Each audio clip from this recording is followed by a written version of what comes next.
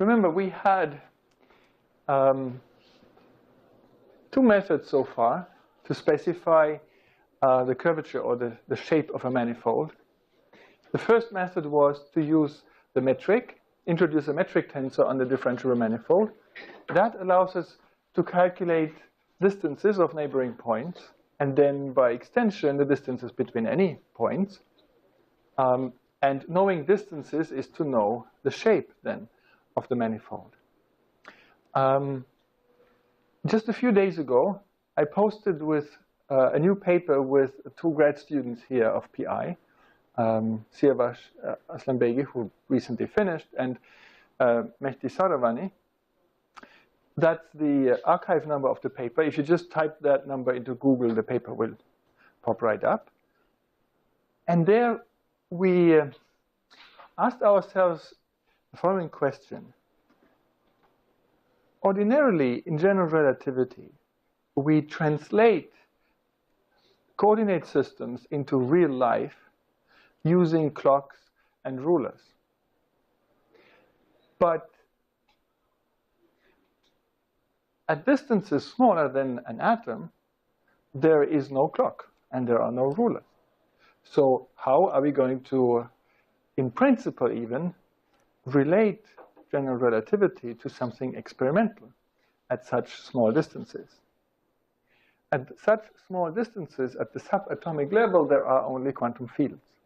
So we wondered, how can we express general relativity in terms of properties of quantum fields? And the key idea here was that, and I'm mentioning all of this because remember the essay is going to be about how to describe the shape of a manifold, and that's one of the options that you may want to consider. So our idea was this. In space-time, there are lots of fields, and those fields quantum fluctuate. It turns out that the fluctuations at one point are not independent of the fluctuations at another point. They are correlated. The further away the 2 points are, the less the fluctuations are correlated. The closer they are, the more the fluctuations are correlated. And this is described by the Green's function, by the propagator of the theory. That's the 2-point function. And so we thought, well, the 2-point function, therefore, must know about distances. The 2-point function expresses how correlated quantum fluctuations are at neighboring points. And so in this paper, we work out how, given the 2-point function, you can calculate the metric and therefore the shape of a manifold. So you can basically listen to the quantum noise of a manifold, and from that quantum noise, you can infer what the shape of it is. Anyway, this is not what this course is about, at least not this particular method. Then we switched from the metric to the affine connection. Here the idea is that we capture the non-triviality of the shape of a manifold by capturing a potential non-triviality of parallel transport. So we define how a vector changes if we parallel transport it. And that's what the covariant derivative does. That also implicitly then defined how the shape of the manifold is non-trivial.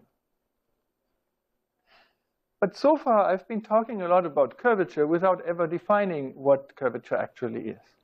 Now we are in a position to define it properly. So we use the description in terms of the affine connection and calculate the shape in terms of curvature. It turns out that there is more to it than curvature. There's also torsion in general. And so let's study them, torsion and curvature. Remember the Christoffel symbols. Remember that the Christoffel symbols don't transform tensorially. They are not tensors. So when you have a Christoffel symbol,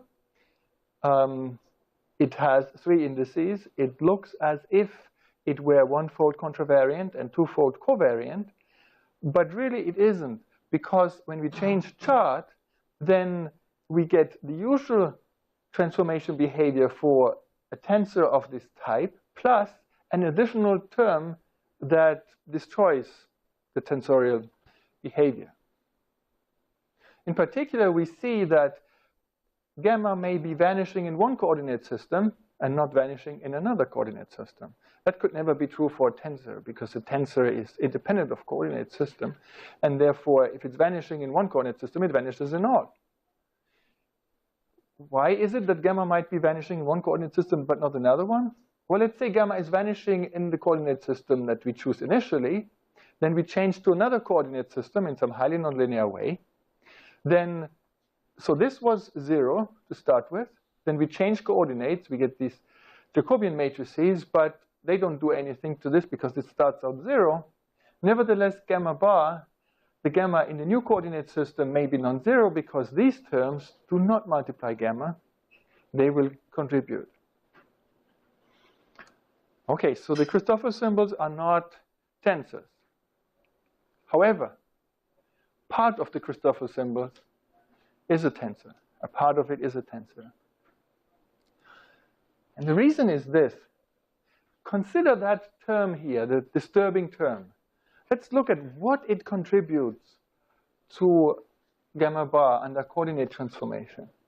It contributes this type of term, and in particular, the second derivative of the coordinates here with respect to the other coordinates. And second derivatives have a particular property. It doesn't matter which way you take them. It doesn't matter whether you first differentiate with respect to A and then with respect to B or the other way around.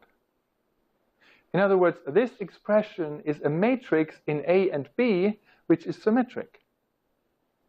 And that means that this disturbing term here will only ever contribute to the symmetric part of the Christoffel symbol. The antisymmetric part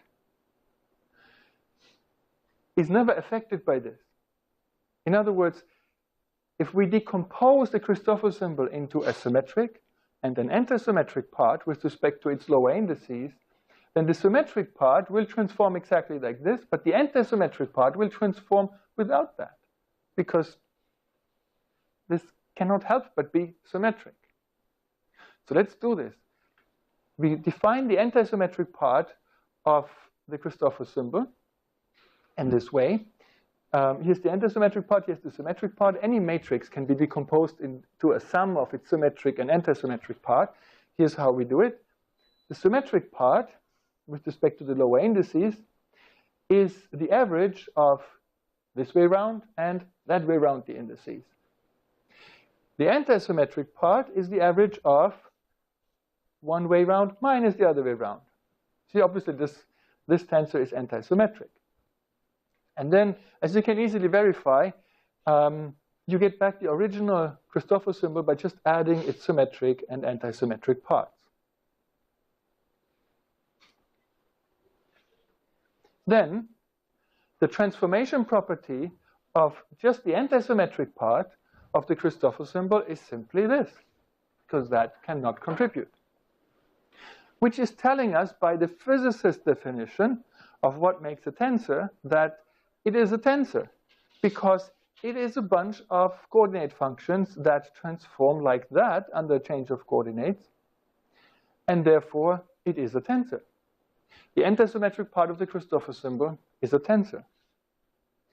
And that's the torsion already. The torsion tensor is one-fold contravariant, two-fold covariant, and it is defined as twice the antisymmetric part. So it's just this.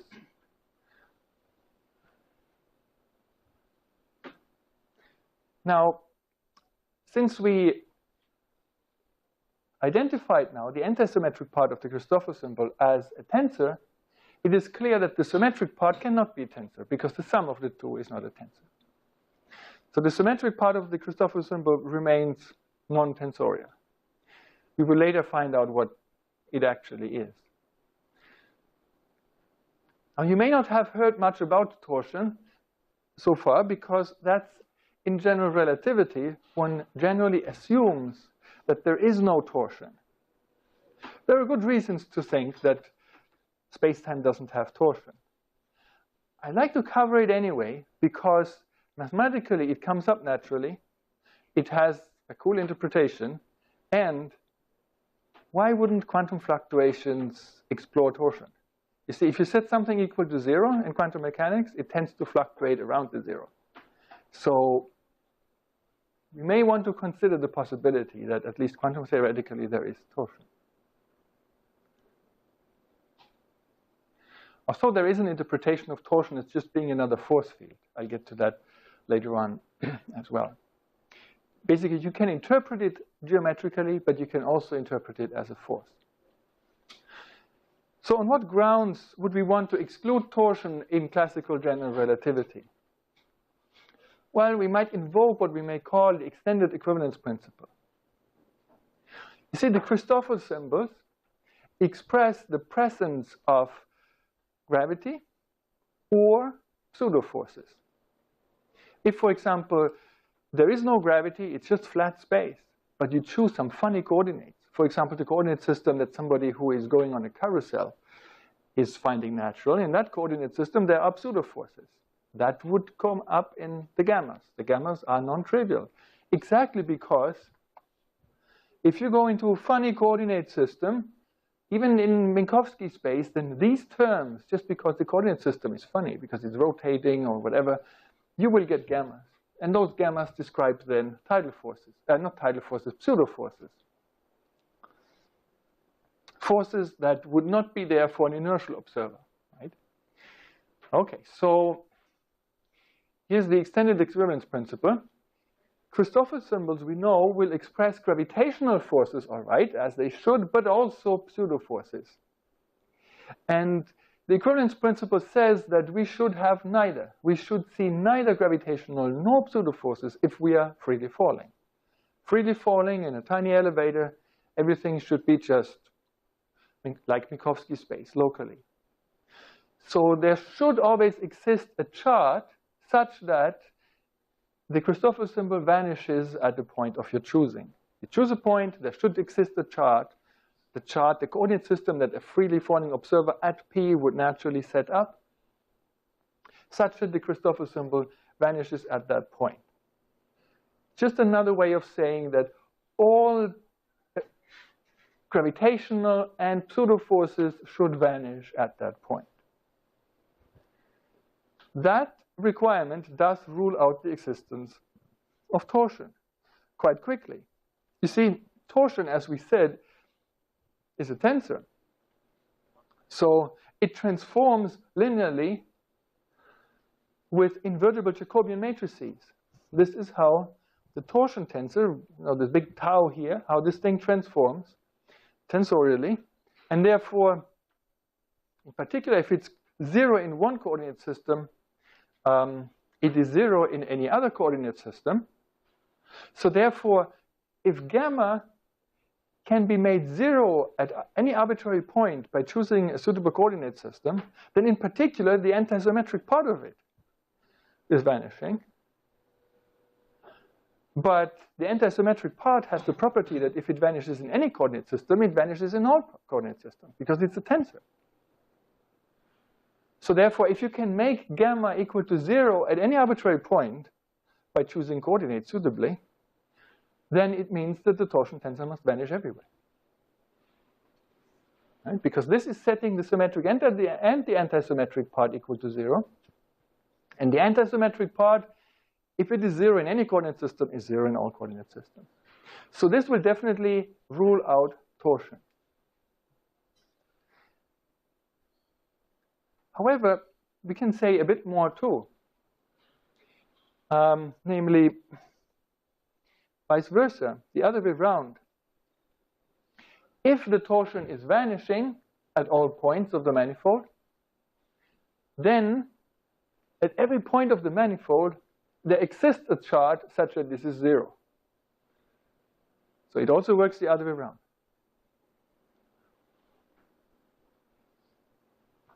And that proposition is inviting us to actually calculate those coordinate systems. Let's do it now.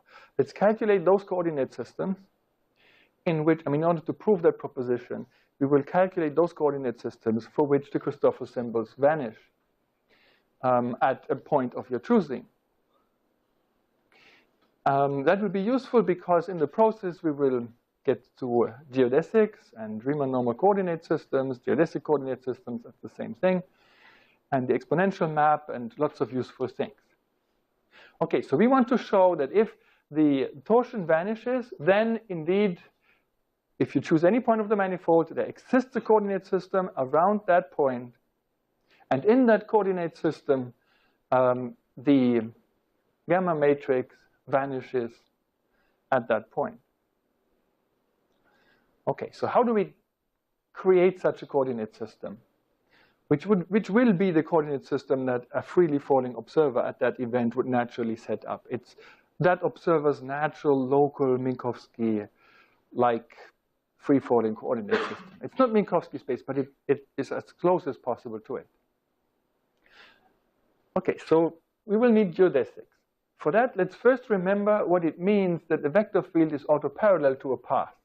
So you have a path through the manifold, and at every point of the path, there is a vector field, and we say that the vector field is autoparallel to that path if the vector field at this point and at that point of the path and so on, if they are all just translates of each other, parallel translates of each other, which is to say that the vector field is not actually changing according to the covariant derivative. The vector field is not actually changing along the path. It's parallel transported along the path. So if the path is gamma, then gamma dot is the tangent to the path. So d gamma by dt, that's the tangent vector to the path. If you take the vector field and you differentiate it in the direction of the path, so in the direction of the tangent vector, then it's 0.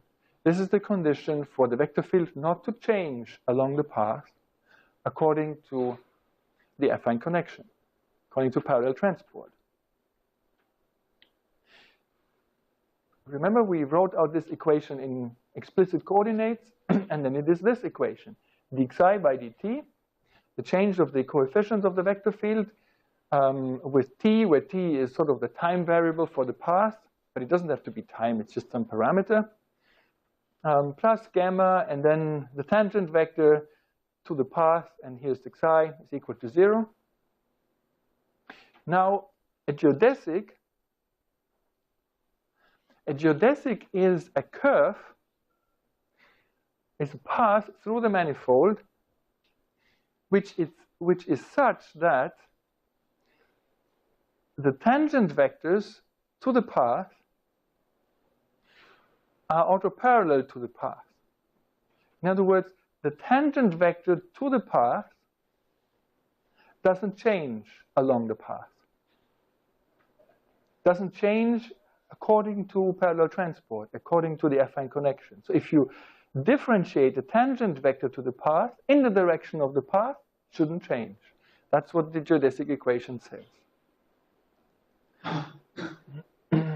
So the tangent vectors along the path are parallel translates of another. We can write out what that is in coordinates as well. It's very easy once we have this. You see, it's just that you replace psi by gamma dot again. So the gamma dot was dx by dt. So psi is now also dx by dt. Then you have dx by dt, again differentiated, so it's the second derivative. Dx by dt was already there, and the psi becomes a dx by dt, so we have velocities squared there. Explicitly, it's this. Okay, so we've just taken this equation and we plugged gamma dot in for psi. So that's the geodesic equation here, very important equation.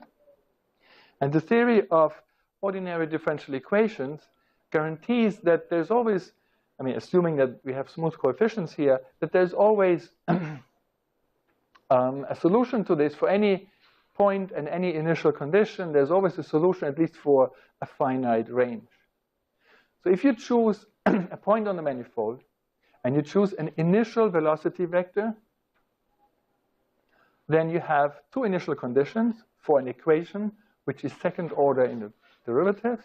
So you have a second order differential equation, two initial conditions, and that will specify the solution. So again, you specify a geodesic by specifying one point of it, let's say gamma of 0. You specify the initial velocity, let's say by specifying a tangent vector gamma dot at 0. And the rest is then automatic. There's a nice property that the geodesic equation has.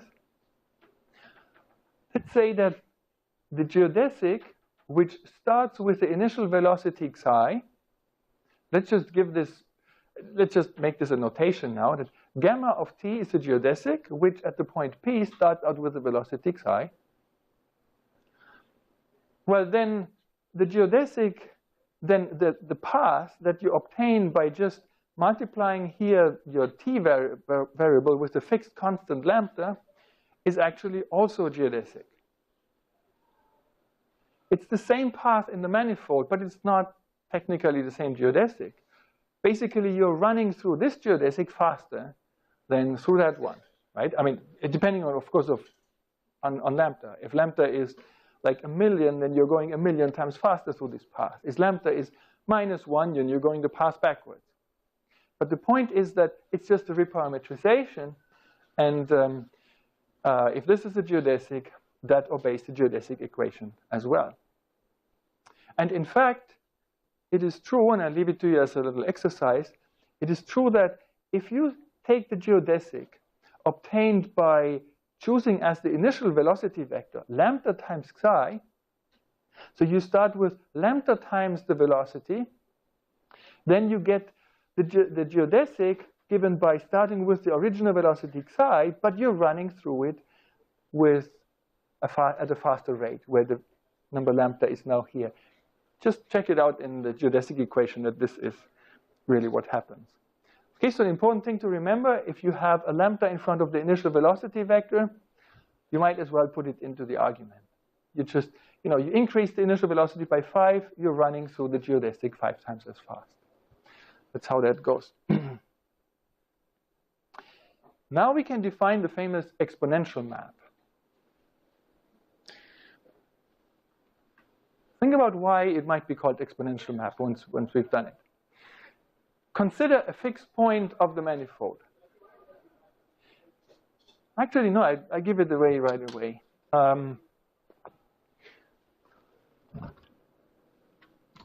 Okay, I'll switch on the light. Exponential map. When you take, if you take a function f of x, and then you take a tangent vector, now this is just one-dimensional manifold, tangent vector and exponentiate it. So you do lambda times d by dx, right? There is just one tangent vector in this case. If you do that, if you exponentiate the derivative, e to the power lambda times the derivative, have that act on this, what happens? What is that? Anybody? Translate the function? Exactly. It's f of x plus lambda. Okay? The derivative operator is the translation operator. Why? This is simply Taylor's theorem. If you spell out what this is, if you spell out the exponential in powers, you see that this is just Taylor's theorem. But the physicist way of interpreting this is to say that the derivative is the generator of translations. If you exponentiated the rotation operator, angular momentum operator, you will get a finite rotation, right? But the point here is that if you exponentiate a tangent vector, right, then you're moving away to a faraway point. That's just Taylor's theorem. So now here's the curved space analogon for that. Consider a fixed point P of the manifold. That's the one from which onwards we want to translate. Now the exponential map is defined in the following way. You take a tangent vector of the manifold at the point P, and that gets you to some neighboring point on the manifold. So in this case, it was simply, this would be the tangent vector, lambda times d by dx. But of course, we're doing this multidimensionally, so it could be any linear combination of any one of the partial derivatives, right? Okay, so any tangent vector here moves us to another point of the manifold. Tangent vector at the point P, and then it's mapped into the exponential map of that tangent vector, and that is, by definition, the point you arrive at if you move on a geodesic starting at point P with initial velocity psi. It's trivially the case here because it's all flat, but here it's a non-trivial definition. So in other words, every point in the tangent space to the point P now gets you to a point in the neighborhood of the point P. Namely, you take this tangent vector as the initial velocity vector of a geodesic that starts at P, and then you run it until time, 1 unit of time is up, according to the geodesic's parameter. Okay, so in this way, we map the tangent space, or at least part of the tangent space, into the neighborhood of the point P. You can take any vector in the tangent space of the point P as initial velocity vector, and then run the geodesic with this initial velocity until the geodesic parameter reaches the value 1, and you get a point. We are not going to map the entire tangent space onto the entire manifold in this way, in a unique way. And that's because geodesics can intersect. So the map wouldn't be invertible then. We only run this as far as it is unique, so that it is still an invertible map. By the way, from the above observation that if you go later in the path of the geodesic, you can as well write this as starting out with a higher velocity. So you can put a lambda here, or you can put a lambda there. We can also say that running the geodesic with the initial velocity vector psi all the way to the time lambda gives us the exponential map all the way to lambda times the initial vector, initial velocity vector. From this, we obtain now the geodesic, or also called Riemann normal coordinates. You see, the exponential map is a diffeomorphism from, well, initially, it's a diffeomorphism from the tangent space to a point P into the neighborhood of the point P in the manifold. But we are only doing it as far as it's invertible. And then we can also view it, namely the inverse of it, we can view as a diffeomorphism from a neighborhood of 0 in the tangent space to the point into Rn. So okay, maybe I misspoke just now. So it goes both ways. You map from a neighborhood of 0 in the tangent space into a neighborhood of the point on the manifold, or vice versa. And the vice versa part, that's the chart. A chart is a diffeomorphism from a patch of the manifold into Rn. The tangent space to a point P is Rn, it's isomorphic to Rn. So the exponential map provides us with a chart. Every point in the neighborhood of the point P has coordinates now. And what are the coordinates? The coordinates are the coefficients of the initial velocity vector that the geodesic needs to start out with, so that when the geodesic reaches the value 1, it arrives at that point. So let us choose a basis in the tangent space to the point P. Let's say some basis E1 to En. Then every tangent vector at the point P is a linear combination of those basis vectors with linear combination coefficients psi I. And then through the exponential map, we have that the psi I become the coordinates of points on the manifold, because they are the coefficients of the initial velocity of those geodesics. Choose the initial velocities of the geodesics means choosing the point where those geodesics arrive at after time equal 1 is up. And these psi I are then called normal or geodesic coordinates. Assuming that you chose them orthonormal. You choose the basis orthonormal. I should say that. You have to choose an orthonormal basis here. Then you obtain a normal or Riemann normal coordinate system. Riemann normal coordinates are really nice if you are working in a neighborhood of a particular point in the manifold. Then it may well be useful to choose Riemann normal coordinates. In particular, in Riemann normal coordinates, it turns out that all geodesics through the point P, which is at the center of the coordinate system, all those geodesics are actually straight lines, and not just in an infinitesimal neighborhood. No, in a finite neighborhood of the point P, the geodesics through the point P are straight lines. Here's the situation. We have the manifold here. Let's say this is some arbitrary geodesic. This is the point P, and I drew a bunch of geodesics that run through the point P. On the manifold, there are generally some non-trivial paths, geodesics. But, the best visualization normally would be something where they are curved lines.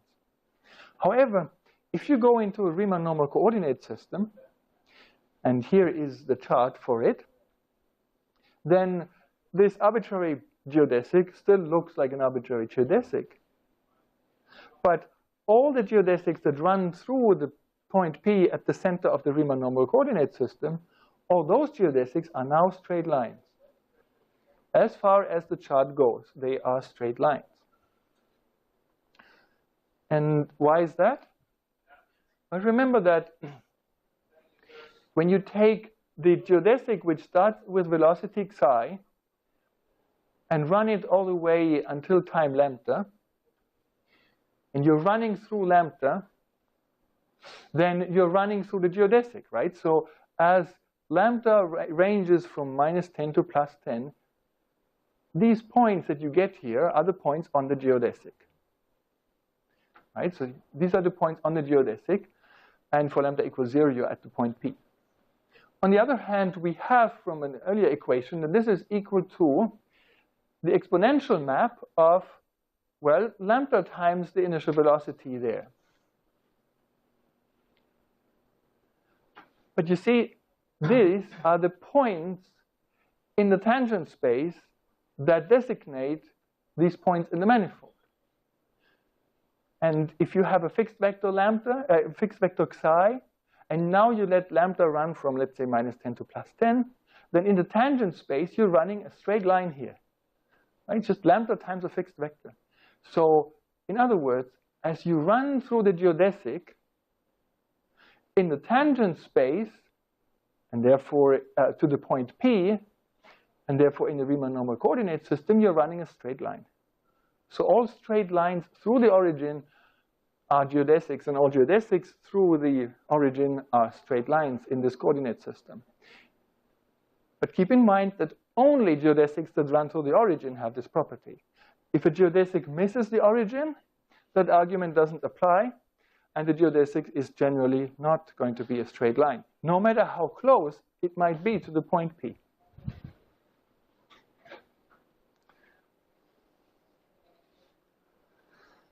Now, that's all fine. You see, we would have, that's what we want, of course.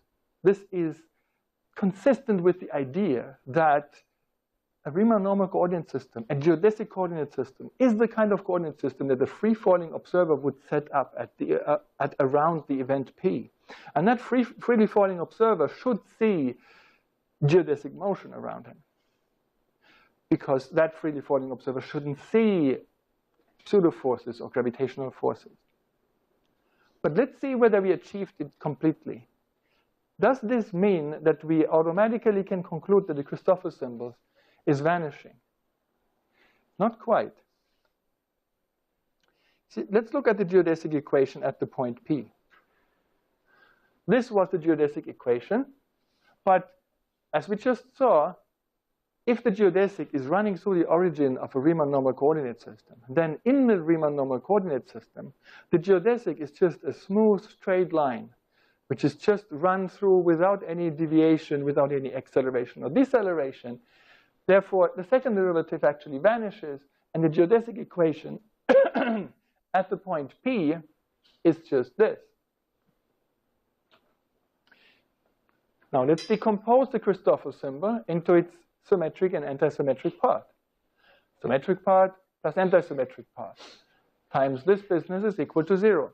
Now, you see the antisymmetric part contracted with this symmetric product is always 0.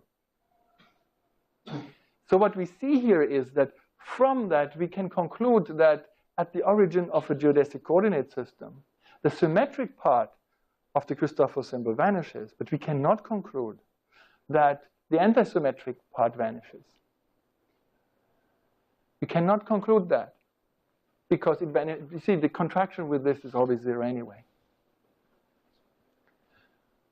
But we have as much as we wanted to prove. We wanted to prove that if the torsion is vanishing, then we can always find a coordinate system, namely a geodesic coordinate system, in which the Christoffel symbol, the complete Christoffel symbol vanishes.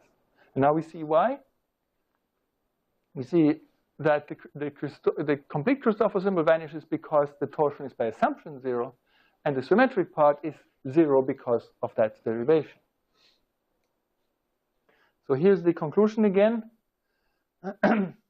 If the torsion vanishes, then, so the antisymmetric part vanishes, then there exists a chart in which the entire gravity and pseudoforce field vanishes at P, so that the Christoffel symbol vanishes at that point, which is the origin of the coordinate system.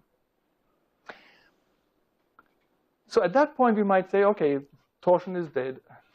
Why worry about it anymore?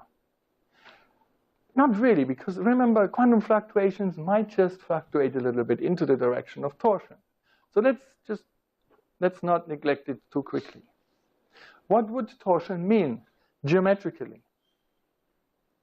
Well, let's first begin with the abstract definition of torsion, and then later we'll see what it actually does, if it exists.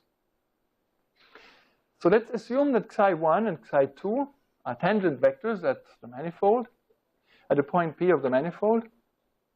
Then let us define, so we start from scratch. Forget that the torsion is the antisymmetric part of the Christoffel symbol. We start from scratch, and we will later show that it reduces to the original definition.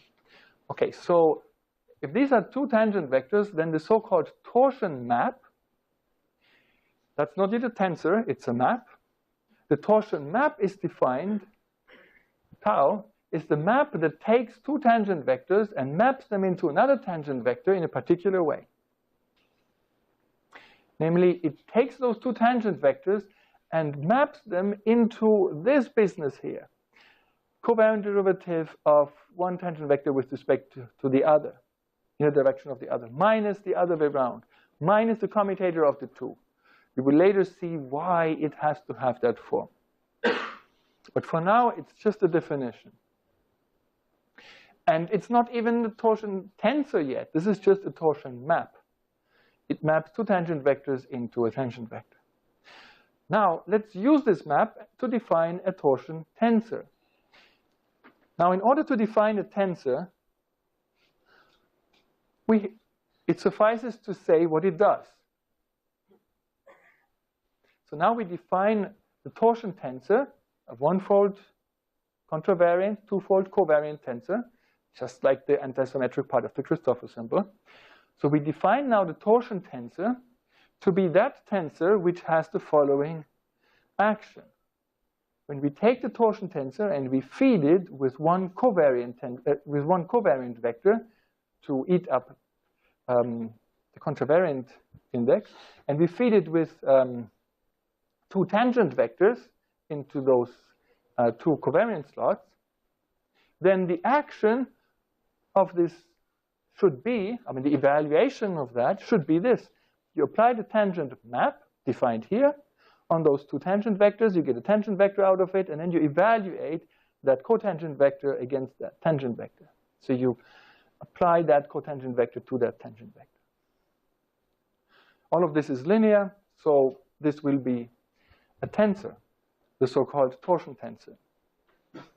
We will, by the way, introduce curvature in a similar way. We will start with the curvature map and then define a curvature tensor quite similarly.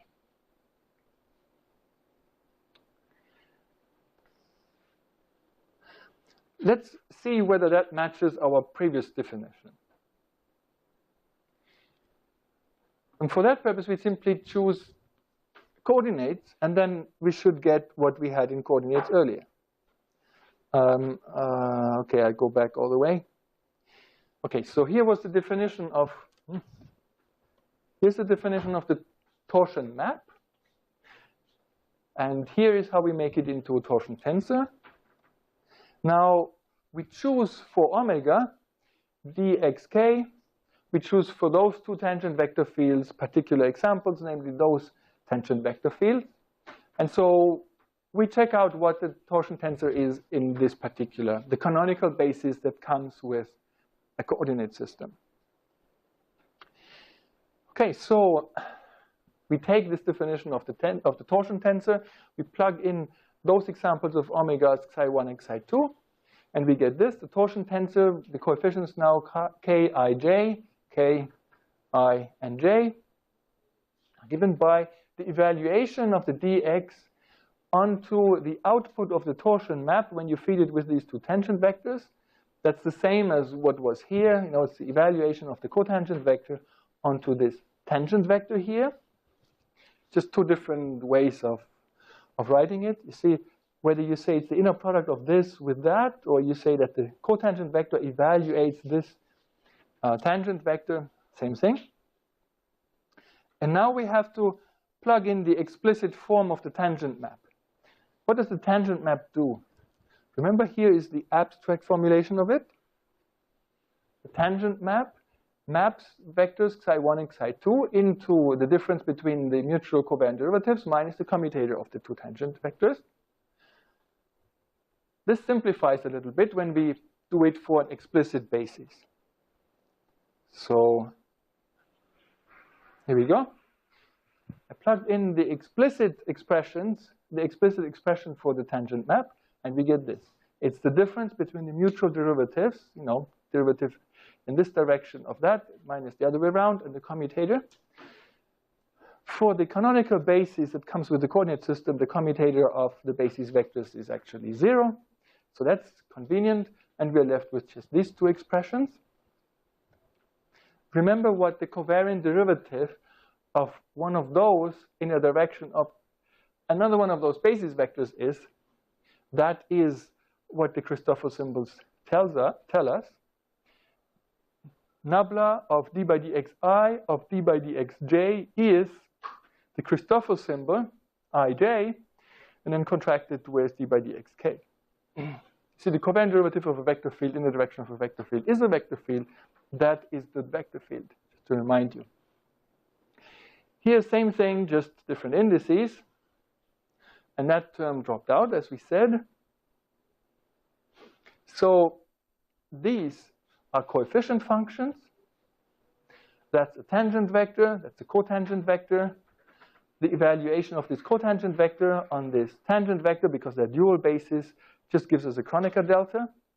Same with this, evaluating against that, just Kronecker deltas.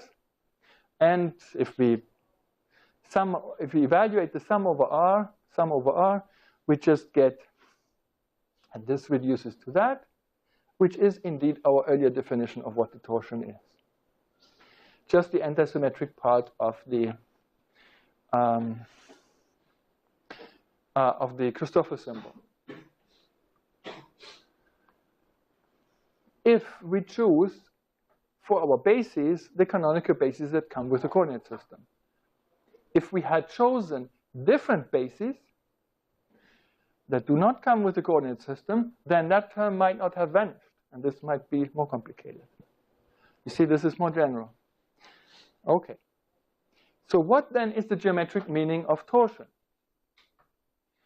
we give away the answer right away. Parallelograms would not close. Now, of course, on an apple, a parallelogram doesn't close. If you go this way and then that way, and then alternatively, you go first that way and then this way, in general, that you don't arrive at the same point. However, we're talking about infinitesimal distances now.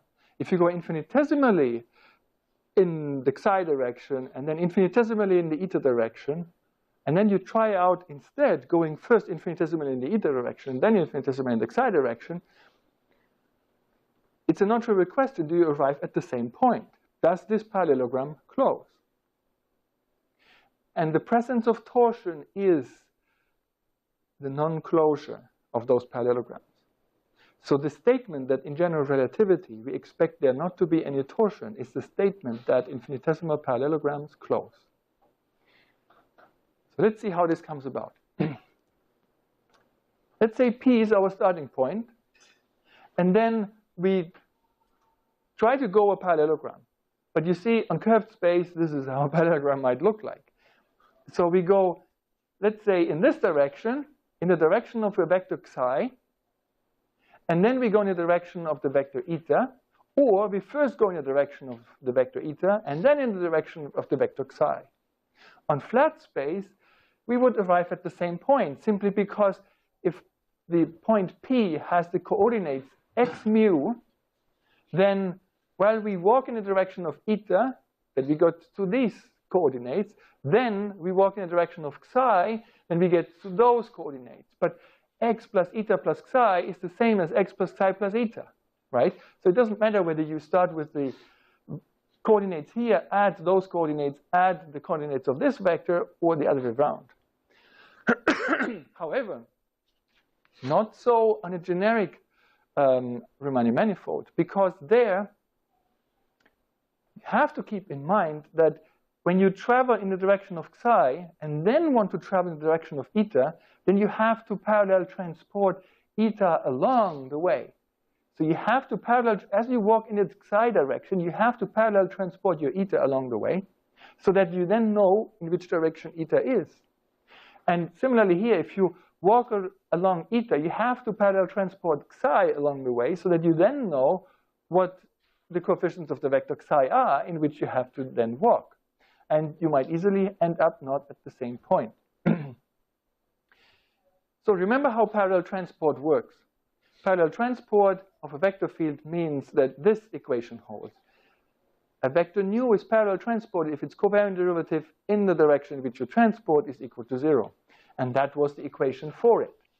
If nu is parallel transported, the change in the vector is given by this expression here. I mean, you just put it on the other side.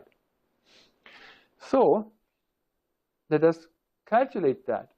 Let's say we start at the point P, and then we want to travel in the direction of a small vector eta while parallel transporting the small vector xi.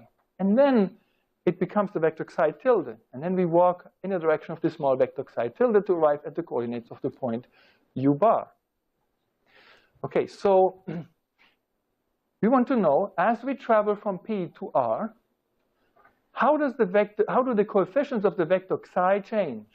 Xi is a tangent vector here. We need its coefficients when parallel transported over there. What is xi tilde?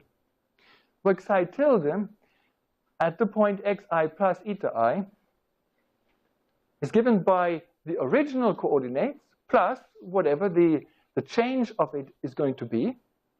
Now the change of xi as you parallel transport it from here to there is given by the parallel transport equation. The change of any vector nu is given by minus this business here. So similarly here, this is really minus that business here. Okay, so what we've calculated is that this vector, that the xi vector changes coefficient slightly as we go from here to there, namely by this much, well, by that much. So therefore, the coordinates of the point u bar, where we arrive over there, are given by the coordinates of the original point P, plus we walk in the direction of the small vector eta, and then plus we walk in the direction of the small vector psi tilde, which is this minus that, right? I just carried this forward over here. And you see this non-trivial piece in there. Now, very similarly, completely analogously, if instead of walking this way, parallel transporting psi along the way, and then walking along psi tilde, if instead of that, we walk in the direction of psi while parallel transporting eta, and then walking along the eta tilde direction, then we obtain pretty much the same thing, except that we now have those indices interchange. I mean, it's the same calculation, get the same things. It's just that here we have x plus psi plus eta instead of eta plus psi. And then here we have the etas, and here we have the psi, and here we have the eta. Just the roles of the eta and the psi are changed. So the coordinates of the point that we then arrive at, coordinates of this point, are given by this expression here. And the difference between the distance between the 2 points is, to this approximation, to this order, given by the difference between those 2 coordinates. So the distance between the 2 is given by this, because the first 3 terms are, of course, the same. These 3 terms are the same as those 3 terms. And that's the only difference here. And so you see that the difference between where you arrive one way compared to where you arrive if you go the other way is given by that, which is exactly the torsion tensor. So the torsion tensor has 2 lower indices. If you contract them with the 2 tangent vectors that span a parallelogram, then you end up with, you see, these indices are, they can contract each other totally, so that what you get here is just a tangent vector. That tangent vector points from u to u bar. So it tells you how far away the 2 points are. It tells you how much a parallelogram does it close. That's what torsion does. You could imagine a crystal, for example, where this would happen, where you have that the lattice planes are, distorted in such a way that if you go parallelogram, you end up, 1 floor, 2 floors, 3 floors up or down from the plane that you started in, the crystal plane that you started in.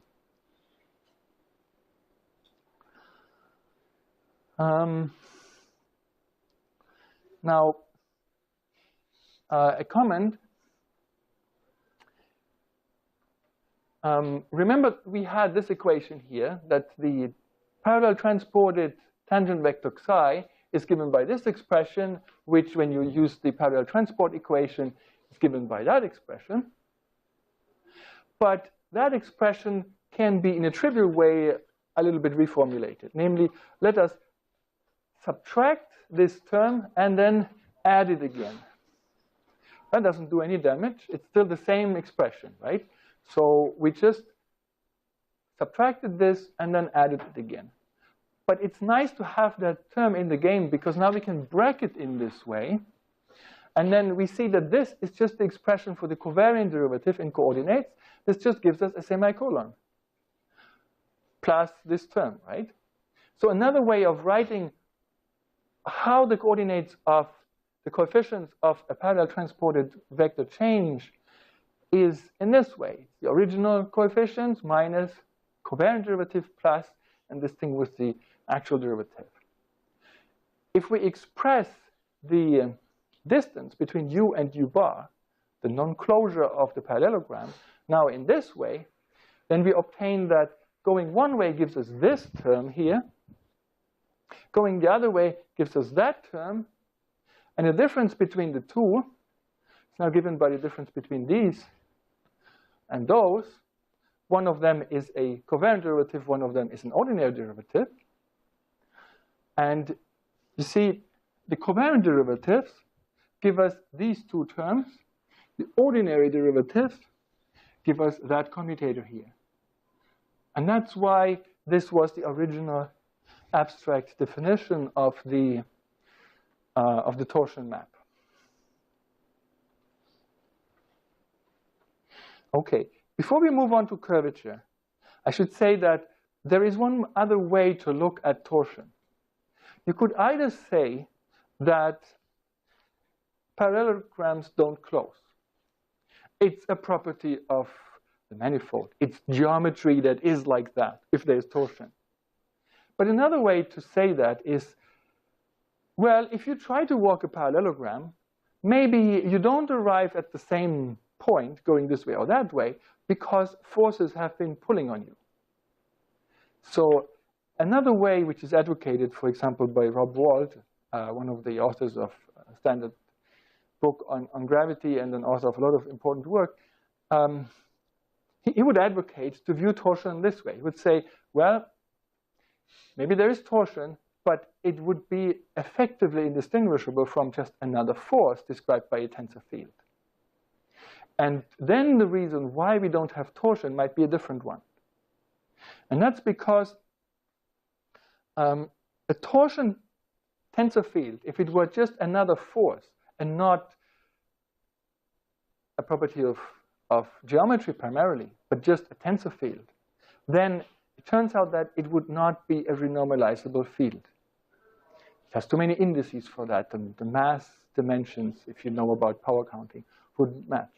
So if we observe in nature that we don't have non-renormalizable fields, other than gravity, actually. But torsion would be one of those as well. So maybe the main message is not that renormalizability is a good filter, but you could probably view it as another force as well. Yeah? Is it worse than gravity in terms of like how it blows up? No, I don't think it's worse. It's a little better, actually. See, it has 3 indices instead of 4. It's not. Okay. So now curvature. Curvature is the thing, of course, that we believe is at the heart of general relativity. Let us construct it in a similar way to the torsion. Let's say that psi1 to psi3 are tangent vectors at the point in the manifold. Then we define the so-called curvature map. Later we will use it to define a curvature tensor. We define a curvature map, R. And the curvature map will take those 3 tangent vectors and map them into a tangent vector in this way. So now you do 2 covariant derivatives in 2 opposite directions, and also the covariant derivative of the commutator. One more derivative in this compared to the torsion. Remember that the torsion map has the interpretation that it takes 2 tangent vectors and maps them into a tangent vector, and the tangent vector is the deficiency between u and u bar. Right? So you take 2 tangent vectors that define a parallelogram, and then the torsion map maps those 2 tangent vectors that define a parallelogram into that tangent vector that describes the distance from one end of the open parallelogram to the other end, right? By how much it doesn't close. The curvature map will have a similar kind of geometric interpretation, as we will see later. Now you're feeding it, though, 3 tangent vectors. It turns out 2 of those tangent vectors will define a parallelogram. And then imagine that, and now we're assuming torsion is vanishing already. Actually, not for the following definitions, but for the interpretation. Assume that there's no torsion, the parallelogram closes. So now take 2 tangent vectors, they define a parallelogram, and you take the 3rd tangent vector and parallel transport it around the parallelogram, all the way, 4 steps. As it arrives back home, that tangent vector may have rotated a little bit. That rotation vector is the output of the curvature map. Okay, so 2 of the vectors that go in there define the parallelogram. The 3rd vector is the one that's being parallel transported. The output vector is the change of direction of the 3rd vector that was parallel transported around. This is going to be achieved by that. Why? Okay, so first of all, this was the tangent map. Now let's turn it into, sorry, not tangent map, the curvature map. I'm afraid sometimes I'm thinking one thing and saying another. If it gets too bad, let me know, and I'll repeat, hopefully more carefully. Okay, so how do we define now from the curvature map a curvature tensor?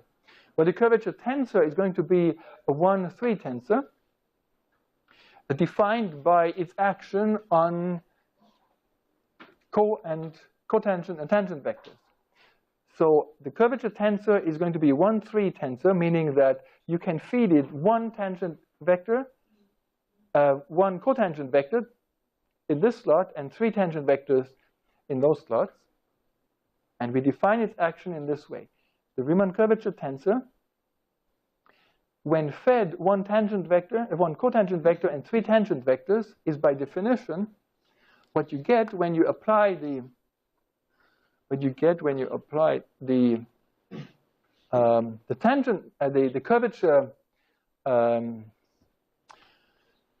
curvature map onto those 3 vectors. You get a tangent vector, and you evaluate that tangent vector against omega. Very similar to the torsion, just a little more complicated. Okay, so now we have a curvature tensor. Let us look at it in a chart. So we choose for omega d by dxi, and then xi1 is d by dxj, etc. So let's plug that in here. Then we obtain the coefficients of the Riemann curvature tensor in that basis that comes with the coordinate system by choosing for omega dxi, and then for the xi1 we choose d by dxk, etc. Well, at this point we have to use what the curvature map is doing. Curvature map on those 3 vectors is doing this, covariant derivative and the other way around, and then the covariant derivative of the commutator. All of this means simply this. Curvature map acting on those 3 tangent vectors gives us covariant derivative minus the other way around the covariant derivatives acting on that 3rd vector here. And then also in the curvature map is this minus covariant derivative of the commutator, right? This is, again, just writing that out in the basis. So let's carry that out. We have to apply this covariant derivative onto that tangent vector here. So the covariant derivative of that tangent vector in this direction is what? Well, by the definition of the Christoffel symbols is this. Okay? Covariant derivative in this direction applied to that gives us the Christoffel symbol contracted with the tangent vector. Remember that covariant derivative of a tangent vector in the direction of a tangent vector is a tangent vector. And that is it. And this is just carried forward. Similarly here, this one is carried forward. That covariant derivative is evaluated to give us Christoffel symbols here. This term drops out because we have the commutator between 2 partial derivatives, vanishing, very nice. And then we have to work out the covariant derivative on this expression and also this covariant derivative on that expression. Technically, the objects are as follows. This is a covariant derivative acting on this expression here, where this is a coordinate function. This is just a function, a number-valued function. Coefficient, I didn't mean to say coordinate. Coefficient function, just a coefficient function. This is a vector. By the product rule, we have to get 2 terms. One term where the covariant derivative acts on the coefficient function, one term where the covariant derivative acts on that basis vector. We get these expressions. You see, covariant derivative acting on the coefficient function, leaving that vector alone. What do we get here? The covariant derivative acting on the coefficient function, since it's just a function, is the ordinary derivative. Covariant derivative on functions is the ordinary derivative. That's what we have here. We have the gamma s Lj, and then just ordinarily differentiated, so it's just a comma, ordinarily differentiated in the k direction. carrying this term forward, we just put that over here, d by dxs. But we also get a term where the covariant derivative acts on that, leaving this the same. So this is just standing in front of it all. Sorry, it's this term here. And we have the covariant derivative acting on that. No, sorry, it is actually this term here. So we have this term carried forward, and we have that covariant derivative acting on that vector field, which gives us, yet again, a gamma. So we get the product of two gammas here. And then similarly with permuted index structure over here. We can evaluate, see, this is all just coordinate functions now. Sorry, all just coefficient functions here. There's no vector or tensor in there. This is just coefficient functions. And here we have a covector, a cotangent vector. Here we have a tangent vector. They evaluate with the Kronecker delta. And so we obtain this bunch of coefficient functions here. So overall, the entire thing says that the Riemann curvature tensor can be expressed in terms of the Christoffel symbols in this way. It's a bunch of Christoffel symbols. And the crucial thing here to remember is that you have two terms which involve derivatives of the Christoffel symbols, and you get two terms which don't contain derivatives of the Christoffel symbols, but they're quadratic in the Christoffel symbol. What can we tell from that? Well, we can tell from that right away that if we work in a Riemann normal coordinate system, at the origin of the Riemann normal coordinate system, those two terms are going to be absent because the Christoffel symbols vanish in a free-falling coordinate system. There are no gravitational forces, there are no pseudo forces at the origin of a Riemann normal coordinate system. The gammas are vanishing. But that doesn't mean that the curvature is vanishing, because there's no guarantee that the Christoffel symbols have a vanishing derivative at the origin of a Riemann normal coordinate system. And in general, they won't vanish, the derivatives of the Christoffel symbols. But what are they? What's the physics of the derivative of a Christoffel symbol? Remember, the Christoffel symbol gives us either gravitational forces or pseudo forces. And they can, be transformed away by going to a Riemann normal coordinate system. The change of them is what? It's like the change of gravitational forces. It's the change of the gravitational force here relative to the gravitational force over there. This is what is called a tidal force.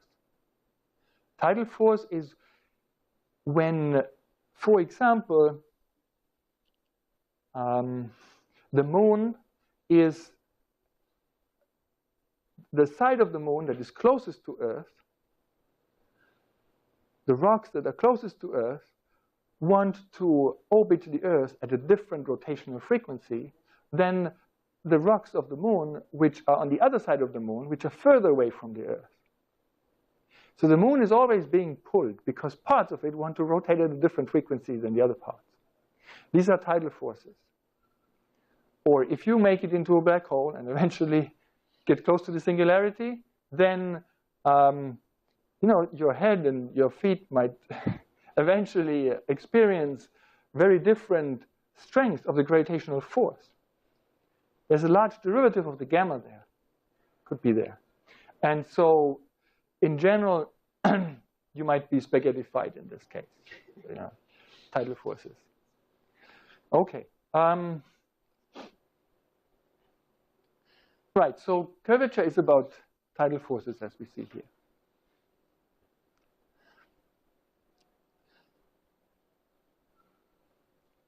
This is actually what I just said.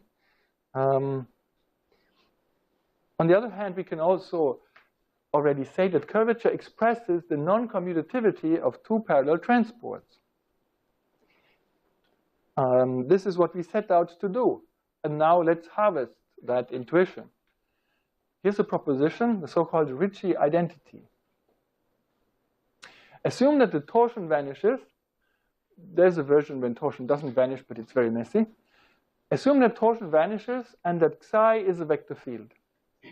Then the Ricci identity says that if you take a vector field and you twice covariantly differentiate it, once in the direction C, then in the direction D, and then you subtract what you get if you do it the other way around. First covariantly differentiate in the direction D, and then in the direction C.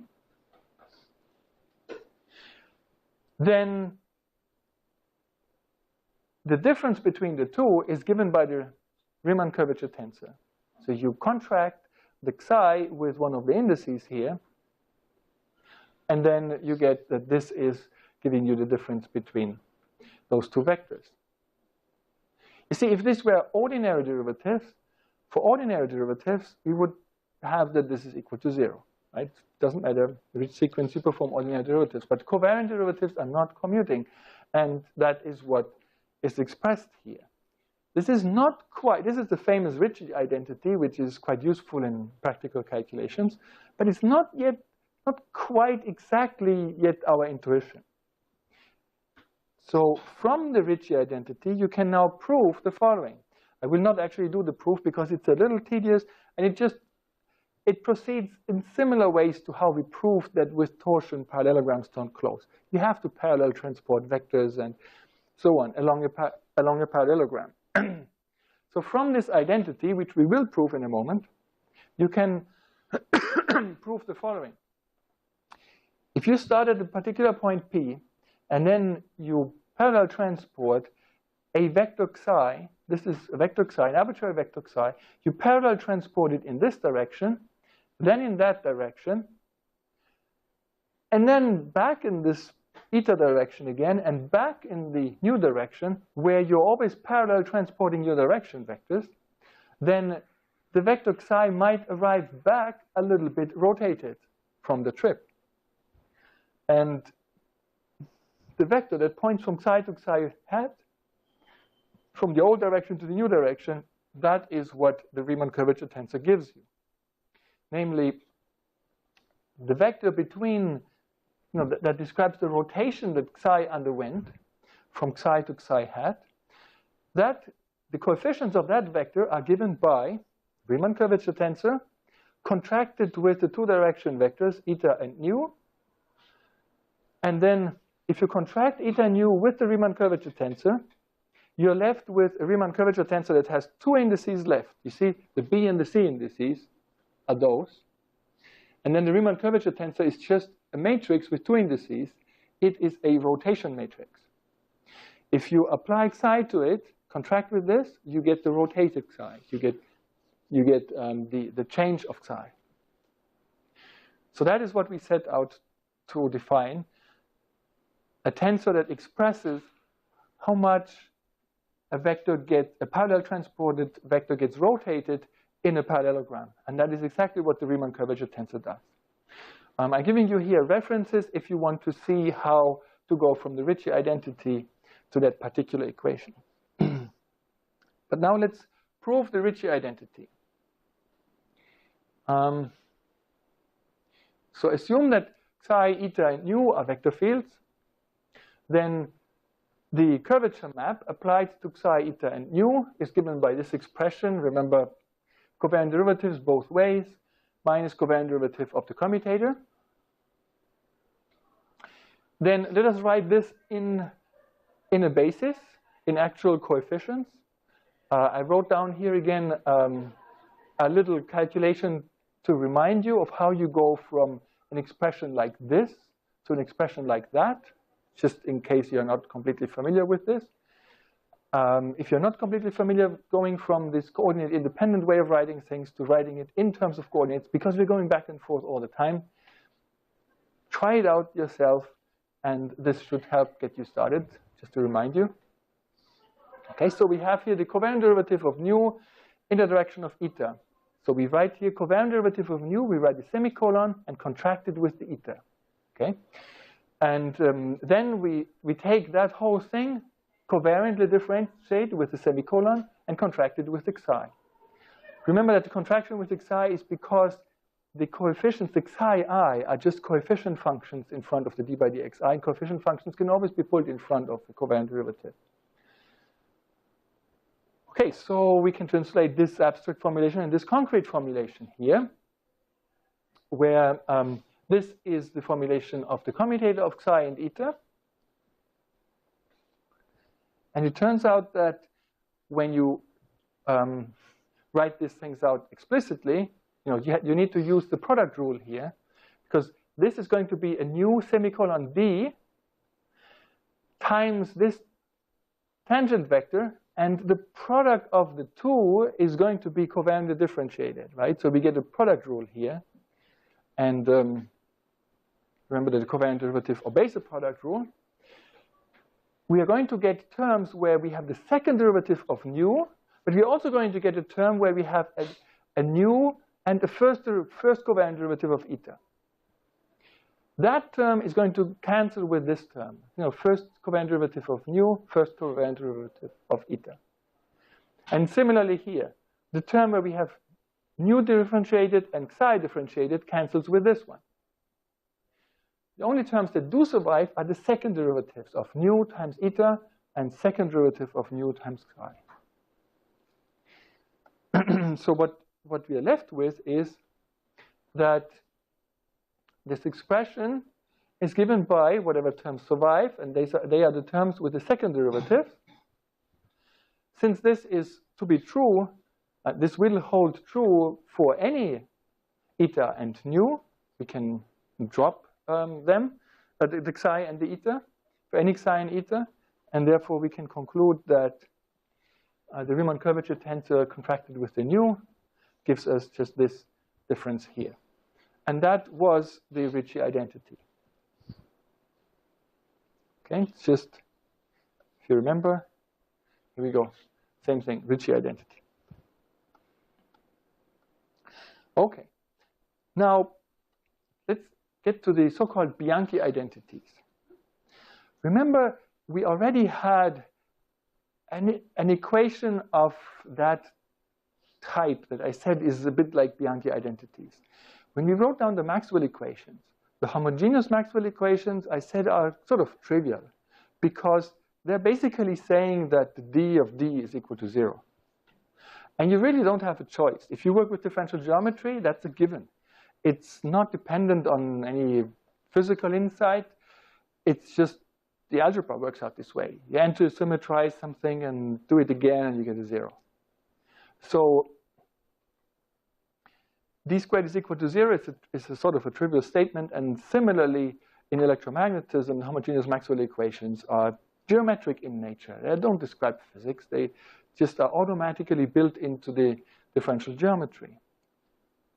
The Bianchi identities as well are built into the geometry, so to speak. There's no choice. When you write down candidate theories for gravity, the Bianchi identities are always part of it because they come with the differential geometry. So let's derive them. Even though they look really complicated, they are really ultimately quite simple, as I hope to show you now. So in preparation, we need to define what is the covariant derivative for maps. We have covariant derivatives of tensors. What are the covariant derivatives of maps? Well, consider an arbitrary linear map, which is linear in functions of the manifold. So it maps a bunch of R tangent vectors into a tangent vector. The kind of thing that the torsion map does, the kind of thing that the curvature map does. It takes a bunch of tangent vectors and maps it into a tangent vector. So here it is. It maps tangent vectors into one tangent vector. What is the covariant derivative? How shall we define a covariant derivative of a tensor like that, of a map like that? Well, remember that we can view the map as a tensor. The same way we did it for the curvature map and for the torsion map. We can define for every such map K a tensor K tilde by saying what it does on an input. Namely, you take the map K applied to the tangent vectors, get a tangent vector evaluated against omega. And then the idea is that we define the covariant derivative of the map through the covariant derivative of the tensor that we just defined. So the K tilde is the tensor that we just defined. We know how to calculate its covariant derivative. And then we define the covariant derivative of the map to be such that this equation holds. This is a complete specification of what the covariant derivative of the map is, because we're saying what this thing does on all possible inputs. So now we can write down the so-called Bianchi identities. And there are two basic Bianchi identities. One is that if you apply the curvature map to 3 tangent vectors and then add these terms cyclically, so you take r of psi comma eta nu plus r of, and then you rotate them around, so psi goes here, eta goes there, nu goes over here, plus you do it again with cyclically rotated, then that total sum is equal to this, or in general relativity is 0, because all of the right-hand side is dependent on the torsion. No torsion, right-hand side is 0. Very convenient. If you work with torsion, it's a nightmare. If you work without torsion, nice. Second Bianchi identity. It says that if you take the covariant derivative of the curvature map, and we just defined how to do that, how to differentiate such a map, plus curvature map applied to the torsion here, and again, this might be vanishing. I mean, in general relativity, we assume the torsion to vanish, equal to 0 if we sum cyclically here. And it might look non-trivial. You might think, well, there will be space-times for which this is true. There will be space-times for which this is not true. No, it's always true for all space-times, automatic. And why would that be? It has to do with the cyclicity here. And it's a very deep phenomenon that demystifies a lot of what you might have seen in other contexts as well. The reason why these equations hold is really very trivial once you boil it down to the basics. Are you all familiar with the Jacobi identity? The Jacobi identity holds for all linear maps. And these are basically Jacobi identities. Let me show you. Let's prove the first Bianchi identity only, and only for the case without torsion. Okay, so this was the first Bianchi identity. Riemann curvature map applied to 3 tangent vectors, summed over with cyclic permutation of the arguments equal to 0. Okay, so the Riemann curvature map does this. I just carried it forward what we defined earlier. That's the original definition, and we have to add cyclically the same terms but cyclically permuted. Okay, we can write the same thing in this way, where instead of taking this term here, see that there are 3 bunches of terms because we are cyclically permuting, so we get 3 bunches of terms. Let's take this from the second bunch, and let's take that from the third bunch. If we do that, then we get the same sum of terms. These plus cyclically gives us the same sum of terms as those summed cyclically. But writing things in this form is nice. By the way, I leave it here to you as a, I don't know what I thought when I put this there. We are going to use here that in the absence of torsion, this is true. The difference between those covariant derivatives is equal to the commutator. We need that here, okay? And I'm asking you to prove that this is true in the absence of torsion. Does anybody see yet why that is true in the absence of torsion? Definition. It's the definition, right? It's too simple here. Okay. The torsion is the difference between those 2 terms, between the left and the right-hand side. So no torsion, and the 2 are the same. So this is really just the commutator.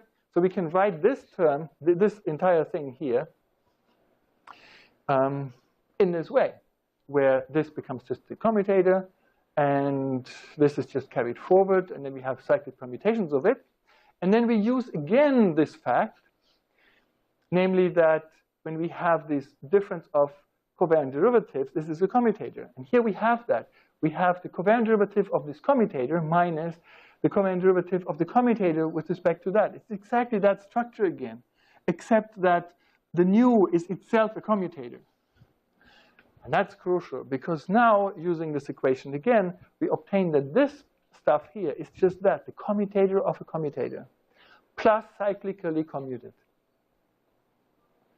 But that is always 0. Right? So we started out with this expression that we had to prove is 0. And then we found that that should mean that this is equal to 0, but it is. And the reason is the following. Imagine you have 3 matrices, A, B, and C. Any linear map can be written as matrices if you choose the basis suitably. So let's assume that A, B, and C are linear maps or matrices. Then writing down the commutator of a commutator and adding the cyclically permuted terms is always 0, simply by writing out what it is. I mean, just write out what this is. You get the term ABC. You get the term minus ACB, etc. Just write out all those terms that you get. You get a whole number of terms there. But then you can just go through them and cross out stuff that comes up double with minus signs, and you find that it's trivially always true. Okay, so similar to the algebraic reason why d squared is equal to 0, we here have an algebraic reason, just cancellation of terms here, an algebraic reason why the Jacobi identity is always true, and that is the reason why the Bianchi identities hold true. This is also, by the way, the reason why in Lie algebra theory you require the Jacobi identity. It's because you want those Lie algebra elements, just in case you know about Lie algebra theory, it's just a comment, you don't really do Lie algebras later on much, also a little bit. We want the Lie algebras to be exponentiatable to get the Lie group. But for that, the elements of the Lie algebra have to be linear maps. These guys. You see, you could put here an angular momentum operator, exponentiate it, and get the rotation group.